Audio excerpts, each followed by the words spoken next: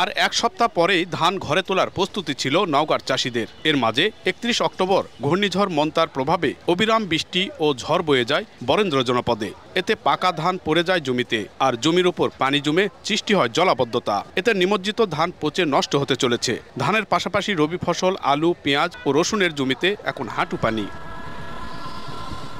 ধান ও রবি ফসলের সবচেয়ে বেশি ক্ষতি হয়েছে নওগাঁর মান্দা, নিয়ামতপুর, মহাদেবপুর, পত্নীতলা ও নওগাঁ সদরে। এসব এলাকার বেশিরভাগ জমিতে পানি জমে রয়েছে, ফলে এসব ধান চিটা হয়ে নষ্ট হয়ে যাবে। চাষিরা বলছেন, অসময়ের এই দুর্যোগে ফলন বিপর্যয় হবে। ঝড়ো হওয়ার কারণে, বৃষ্টির কারণে আমাদের ধানগুলা সব পানিতে পড়ে একাকার হয়ে আছে। এখন আমরা তো বিভিন্ন ঋণ মহাজনের মধ্যে আছি। অর্ধেক ধানও পাবো না, সেই ধান দিয়ে আমি কি করবো, আর আমি নিজের পেট কিভাবে চলাইবো। কাতি মাসা যেটা ফসল, সেই ফসলগুলো নষ্ট হয়ে গেছে। কৃষি বিভাগ বলছে, আকস্মিক এ দুর্যোগে প্রায় ১৪,০০০ হেক্টর জমির ধান ক্ষতি হয়েছে। ক্ষতিগ্রস্ত চাষিদের সহযোগিতার আহ্বান জানিয়েছেন স্থানীয় জনপ্রতিনিধিরা।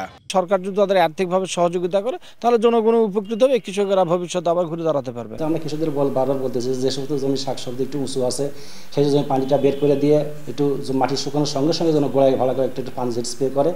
পানিশিড স্প্রে করলে তাহলে আপনার গোড়ার পচন রোগ থেকে রক্ষা পাওয়া যাবে।